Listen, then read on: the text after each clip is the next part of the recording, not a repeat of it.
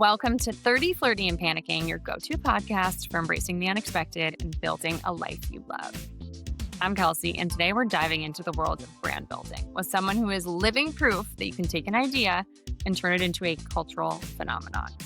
Aleen Dreksler is the co-founder and CEO of Betches Media, which started back in 2011 as a blog written by three college best friends and quickly exploded into a multimedia sensation. What began as funny takes on pop culture and millennial life has grown into a powerhouse media company with more than a combined 35 million followers across platforms and verticals, multiple podcasts, best-selling books, and a casual 8-figure exit, all with Aleen at the helm. In this conversation, Aleen shares the lessons that she's learned about building a business that lasts, the key decisions that helped Betches evolve from scrappy beginnings to a staple of internet culture, what she thinks is coming next in media, and her advice for anybody dreaming of turning their passion into a business with staying power.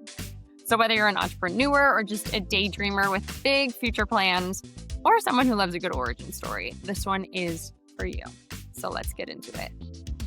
Okay, I have to tell you, I went to NYU and I was very diligent about my studies, more so than I probably should have been. I wish I could go back and be like, a C would have gotten you that degree. But I had a great college experience, and at the very forefront of it was very regularly sending Betches, love this, and posting on my friends' walls and getting them back. I love that. There was like an iced coffee related one that literally used to resurface every year that we would post. So I'd like to thank you for that welcome distraction. But obviously Betches has become a cultural phenomenon. It has truly taken over, continues to evolve.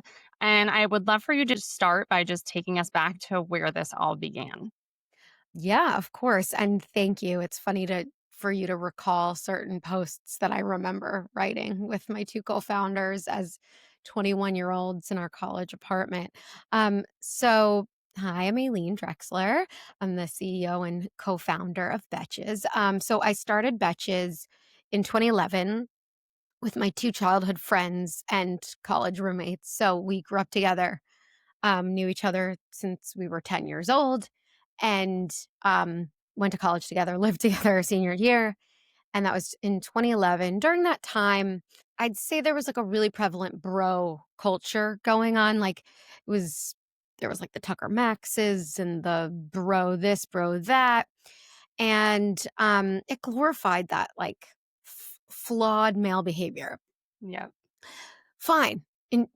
Have at it, enjoy. But at the same time, for women, the content that existed online was all about how to be perfect and how to look XYZ for your guy, or just how to be XYZ in general. And we were also in a sorority, so that exacerbated that. And the three of us, we're not cookie cutter, like perfect types of gals. We kind of rejected that idea. And instead, we were really inspired by what we saw in television. And on TV, we saw, and film, we saw the likes of Amy Poehler and Tina Fey writing Mean Girls and expressing that flawed mentality or self-deprecating commentary on life through humor. Same with Mindy Kaling on The Office. Same with Chelsea Handler on her show on television. We were like, that is right. Like, why do I relate to that? Right. And we noticed that it didn't exist online, so we started that. That's what we sought out to do. And like I tell the story, we started out completely anonymous. It was an anonymous blog. By design, we did not want anyone to know it was us because we wanted jobs after school. And but what we didn't realize was that became sort of part of why it went so viral. Like the content itself was really, really good. And, all three of us worked on every single word of every single article. It was pure satire. So we wanted it to be so funny. But what happened was, because it was anonymous people all over the world, mostly the country, but world too, tagging their friends and accusing them of writing it and being like, how do you know me so well? And what we didn't realize was that we were tapping into what it meant to be a young woman without even realizing it. And we were getting so specific. It was really niche. And yet it tapped such a wide audience. So that's when we knew we had something and grew it from there. I mean, this started, like you said, literally anonymous as this thing that you were doing for fun and because there was clearly a gap. When was that moment that you're like, "Oh, this can actually be a career?" I mean, a career and something I want to work on and explore are two different things. I think in the back of my mind, in our minds, we were like, could this be a career? It was more of a question because we had no business background. I was studying to be a doctor. Like there was really no blueprint for it all. So we knew we had something immediately because of the virality. And then we had like emails come to us about like from agents and people in Hollywood about a show, and we're like, okay, so maybe we do have something.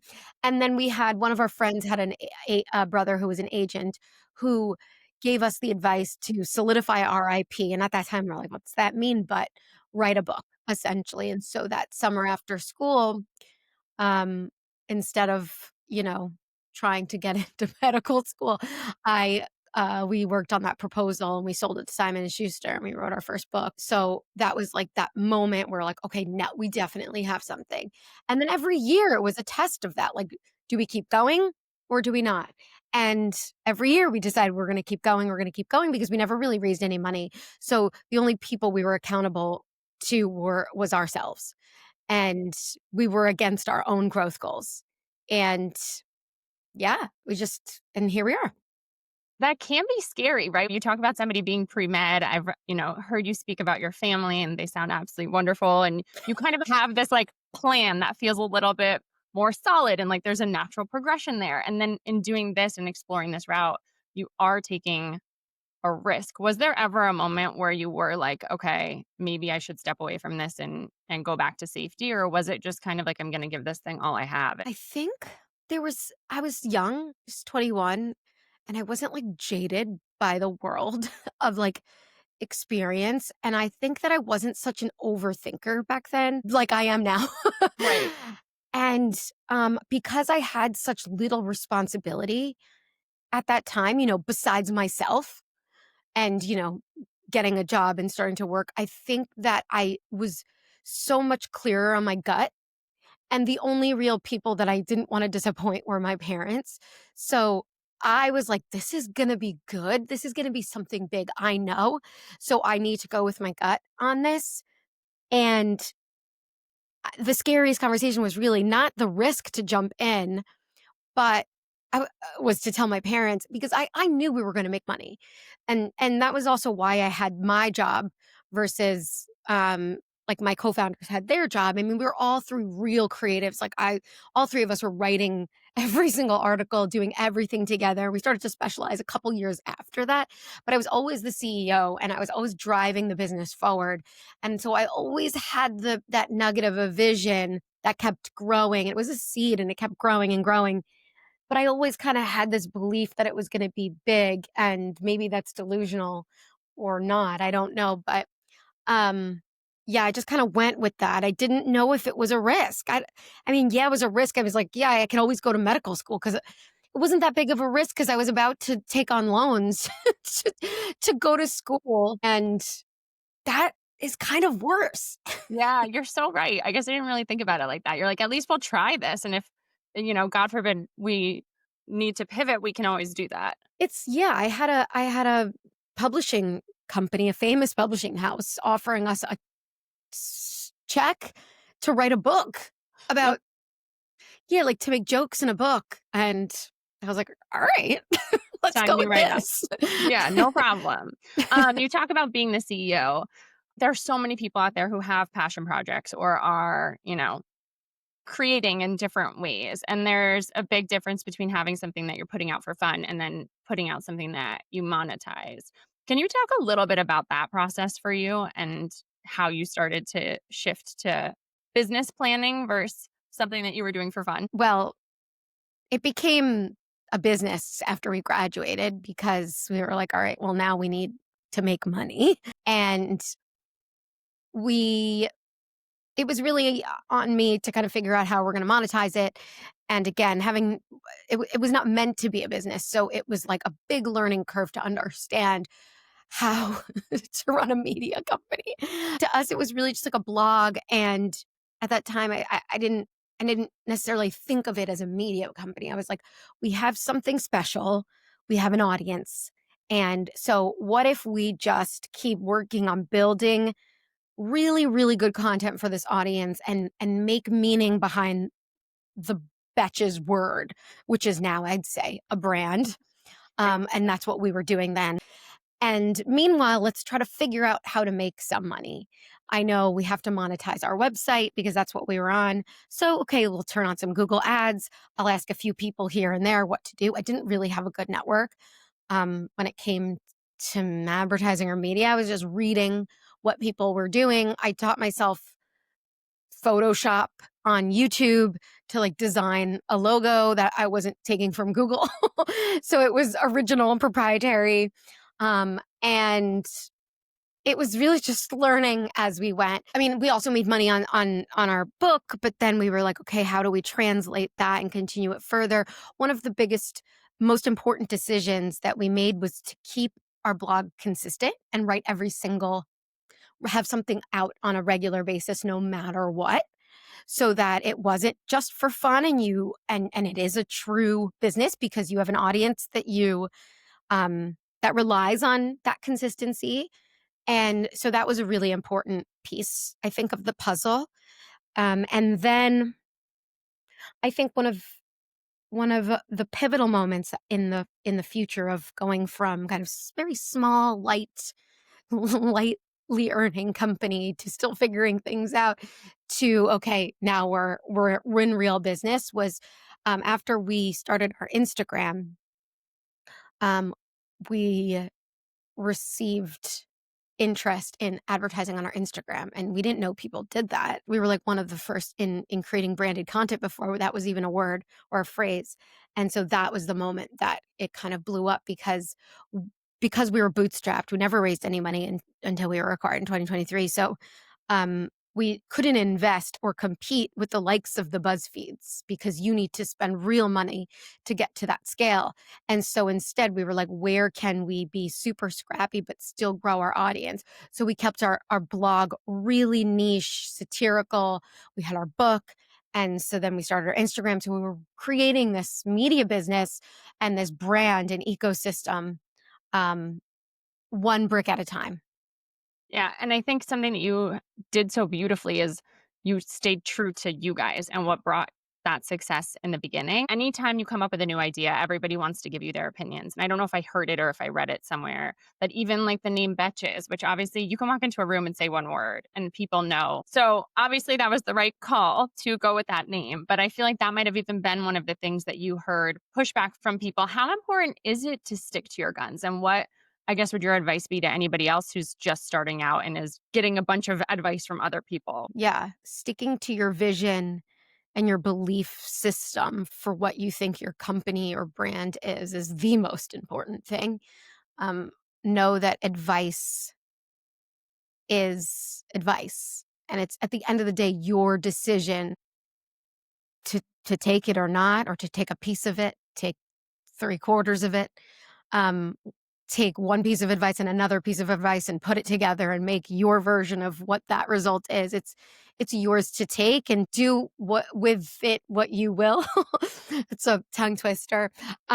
So I think that's the most important for us. If our audience said we hate the name, if like the majority of our audience hated the name, we're like, okay, well, because Right. for us we were serving the audience first. It was like a collaborative relationship. It wasn't about necessarily the walking into rooms to pitch clients, because to be honest, in the beginning we were scared to do that. So what we were really comfortable in doing is creating content. And like I said, we were really, really and are still very creative at heart. And I think that the most important thing was, listening to our gut, but also listening to the audience. And that was the most important. Right. That's the guiding light. Yeah, the guiding light for sure.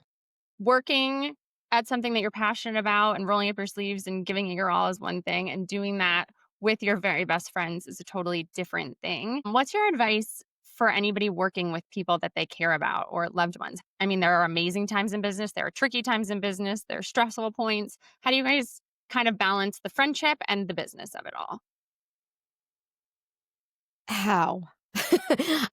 Because it was over a very long period of time and because the 3 of us knew each other, like, way longer, right? Like, we met when we were 10, we started the business when we were 21, so we already knew each other for 11 years. Um, we had that sisterly bond that was almost like there's no fight or argument that's gonna break this, and everything was you can talk anything out. So I think the most important thing is communication, and I am not gonna pretend like it was perfect. There's so many times over the last many years where we would get into it, um, but we always knew that our friendship was so, so important, and we couldn't imagine not being friends. So the communication was the way through. Like, we always talked it through, whether that was through a business coach, if it was like a bigger inflection point or not, but we always talked it through and we always leaned on each other, I think, too, for decision making. If I were to have any advice, I would say make sure that you really trust that person that you're working with Mhm. because that's really the basis of it all is that we trusted each other. We trusted each other that one was not gonna I don't know if I can curse, screw over the other person. Do you ever really know? No. But, you have to have enough trust to go there. Yeah. You guys obviously you've had major developments in recent years. You sold for a recorded 24 million plus potential, I think 30 million in additional earnings depending on performance with Yeah. LBG Media. I think we work and work and work and work and I'm sure you've had plenty of opportunity to do this since, but when you think about just that moment, like what did that moment feel like for you? Mhm. That moment was complicated because I had a baby within, like, 3 weeks of that moment.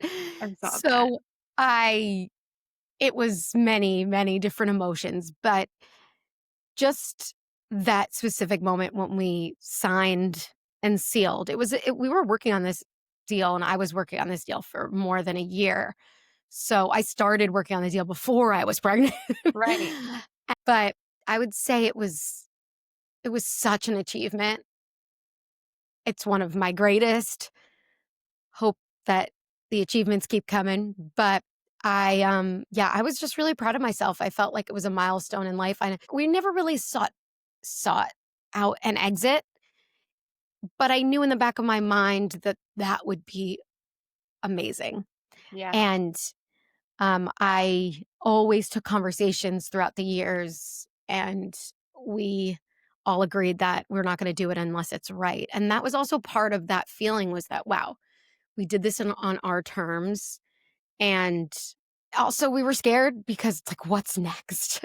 Like, what's gonna happen next? Where I'm gonna have a boss. I've never had a boss in my life. Um, and actually it's been pretty great. It's 2 years now almost because my son is turning 2. And Well, um it's been great, actually. I'm like surpassed my expectations. that makes me very happy to hear. You are obviously no stranger to kind of pivoting and changing and evolving. I mean, we touched on the fact that you were pre-med and now Yeah. look at you're a media mogul. But obviously with this, as you just touched on, comes it's true. It's true.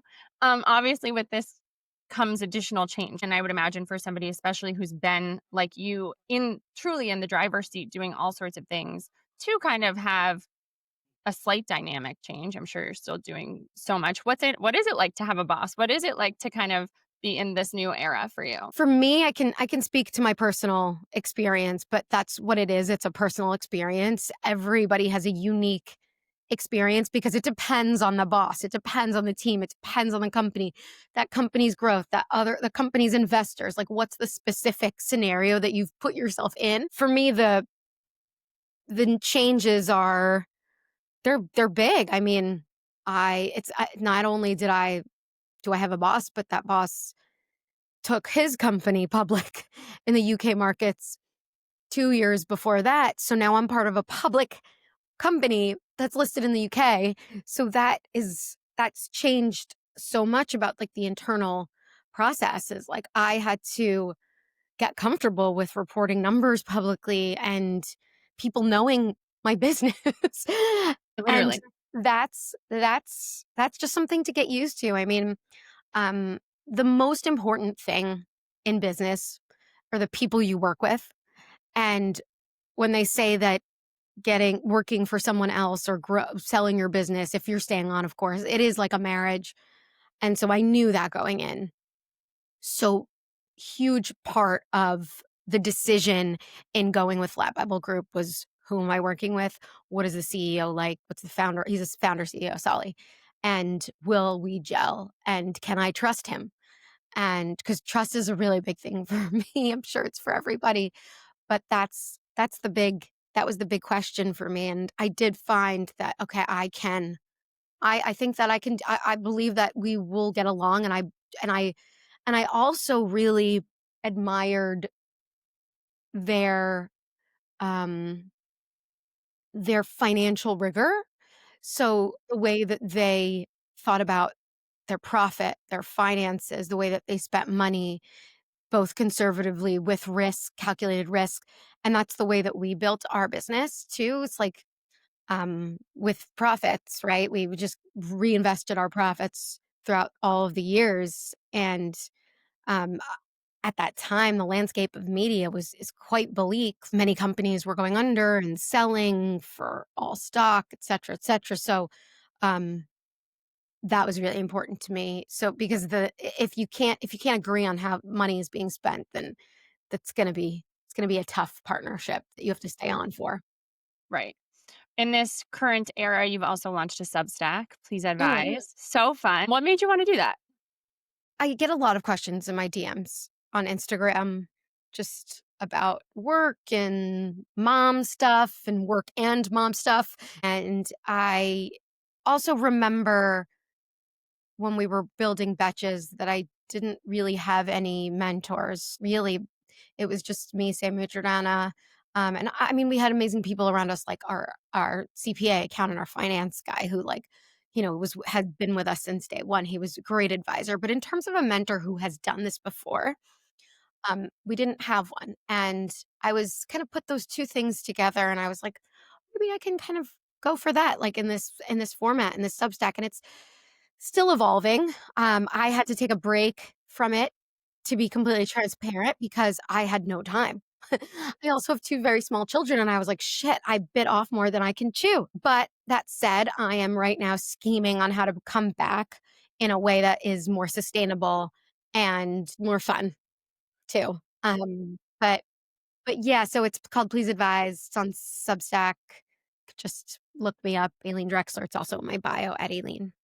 Think you being here is a testament to the fact that you are somebody who also likes to help and support other people, which is amazing. And you just touched on how you do get questions all the time. What do you think is the most commonly asked, like business related question that you get? I get a lot of questions from women who are trying to deal with their bosses, their colleagues, their friends and work, um, how to negotiate. A lot has to do with balancing their lives as well and kind of getting real about that. But it's a lot of just like navigating people relationships. Um, And that's one of my favorite things, because again, I think my skill is knowing people. That's how we got big. We know our audience like the back of our hand, and, that's also what allows us to be successful in market when it comes to advertising and growing partnerships with our clients, is knowing our audience and knowing what does really well and creating extremely impactful, branded content. But that's the thing that's where I thrive, is like kind of giving advice in that way, but not in a prescriptive or condescending way, just sort of like this is how I would do it or this is how I did it. There's no right way, but and it might be wrong, but here's just a thought. What do you Working think? for you? Yeah, Yeah. yeah. That makes me wanna ask you about I think balance is this word that I work in an office of mainly women, and it's kind of this topic that always comes up, like, does balance actually exist in life? And I would love to hear about your relationship with balance and what you do, if you do anything to try to maintain some level of balance. You talk about literally giving birth and also having to juggle this deal going through. I mean, you are the ultimate example of somebody who's a power woman who also is an attentive mother and, a family member and all of these different things. How do we strive for balance? And is it possible? I hope I'm an attentive mother. I You hope are. I hope my kids would say so. Um, Balance is tricky. I think that in the unique situation that I have because I've owned my business, to me, it was like my first baby. And so I never really rested when it came to worrying about it. So I was always on from that respect. And I still feel the same way. Like to me, work and life are the same. But I rest plenty. Like that's part of being able to show up for the work that I worry so much about. Like, I need to sleep. Like, if I don't sleep, I'm miserable. I'm not nice. I don't Mhm. show up as a good mom. Like, it's just, I need to eat, just basic things. But no, and I make time for myself. I watch a show. I'll spend time online to make sure I'm like up and in the know. I'll play tennis. I'll do the things that I know are really good for my mental health. Um, but when it comes to work and balance, I would say that striving for balance is silly because you're pitting your life against your work. I think it's just kind of like you have trade-offs throughout your life, and when you can't be 100% anywhere. So when I'm at work, I try to be 100% at work, unless, of course, I'm getting calls from schools telling me my daughter has a fever and I need to get her, which happened yesterday, and I was like, "Well, I'm an hour and a half away, and I need to figure out what to do in that respect." Okay, then I'm turning 100% on to mom mode, and that's what happens. It's kind of the oxygen mask analogy. Like you have to do the things you need to do to function, and then you take it as it comes and you deal with what you And presenting itself. yeah, it's very rarely 50-50, and I don't agree that it should be life versus work. I think life has many, many different things. Work is one spoke in the wheel, and often for many people, work affects your life in a positive way. Like, that's something that's really important to me in at Betches is that we treat our people with respect and that there's boundaries and we're not, you know, that all day, all night type of culture. But of course, sometimes it calls for that because there's an award show and we need to comment on it. So it's again, it's never going to be 100% one thing. It's going to be always something in flux. Yeah. This does not speak directly to your experience because I don't know that you could have possibly started Betches at an earlier age. But there are so many people out there that have an idea and they feel like there are too many Substacks, there are too many podcasts, there are too many brands out there. It's too late for them to start. What would you say Mm, to anybody who's struggling with that thought process? no, it's definitely never too late ever.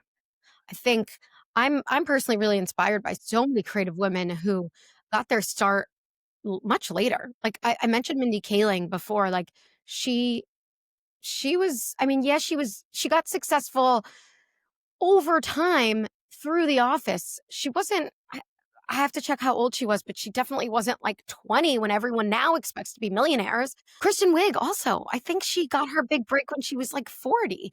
So there's such a wide range of when people become successful, and also it takes time. So if you don't start now, if you feel like it's not going to happen now, well then it's never really going to happen. But if you believe in your idea so much, then you should start right now. And I think there's room for any amazing idea. And that's what innovation is. And I'm also available if anybody wants to throw some ideas at me, like to give you sort of advice on that, because I get quite a lot of that too. It's like, what what do you think about this? Or would this be like an interesting, viable idea? And I'll give my 2 cents. And sometimes people will ask me about brand growth and things like that. And that's definitely also where I love to share information and advice and also an audience build. So again, if anybody has any who's listening who wants some support or a quick check in, you can DM me. Yes, and we will have all of that info in show notes so people can come running to you right from here. Thank you. I want to be mindful of your time, Aleen. My last question for you: you've had your finger on the pulse of all things. I mean, from blogging to Instagram to Substack, the constant evolution. In your opinion, what is next in this space? What do you see in the future? What do you think we're all going to be talking about in 5 years, 10 years? I mean, AI is the biggest thing that anyone could ever possibly talk about. In the next year, everybody's going to be talking about the World Cup because that's already what everybody's already talking about. I think the future is in niche communities, great brands, great ideas, and people as brands. It already is that way. But I think you're going to see um, a lot less bigger things at the top. And I think there's going to be a lot more smaller, more niche, but very successful creator led businesses and brands. And I think we're also going to see some confusion around what's going on with AI and what content is AI powered or not. So I think we're going to have a lot of blending of real and AI on social media by design. I think it's just going to continue to blend more and more. Like Sam Altman even said that. And I think we're going to see a lot more AI influencers. And what that signals to me is the importance of of humans and creativity that an AI can't necessarily mimic or do. Um, EQ is going to be so much more important in the next 5 years.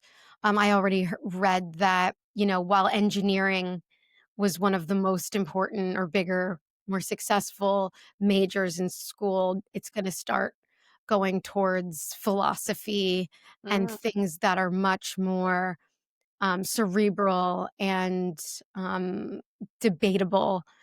And I think the human part of things is only going to become more and more important. So take with that what you want. that take. As someone who's like, is this a real what am I looking at right now? I love that. No, Um, I think media literacy is also going to become extremely important. And media literacy is constantly changing because you have to understand to be literate in what is AI. And I'm vigilant when it comes to that, especially with my mom. yes. I have 27 more questions for you, but I know you are very busy and we have to let you go. If there's one thing that people take away from what you've shared today, what do you hope that is? I guess if there's one thing, although I'm probably going to list like 45, if there's one thing that I think is important is um, focus on building for your audience. Is focus on the audience, and that media is only going to continue to be more and more important if you want to meet that audience where they are. So think about your media strategy and think about your audience. I love that. Thank you so much for doing this. It really, really means a lot to me. I appreciate it. And I'm so excited to keep seeing what you come up with. Thank you so much. I appreciate you having me. I'm Aleen Drexler, and I hope listeners feel 30, flirty, and inspired.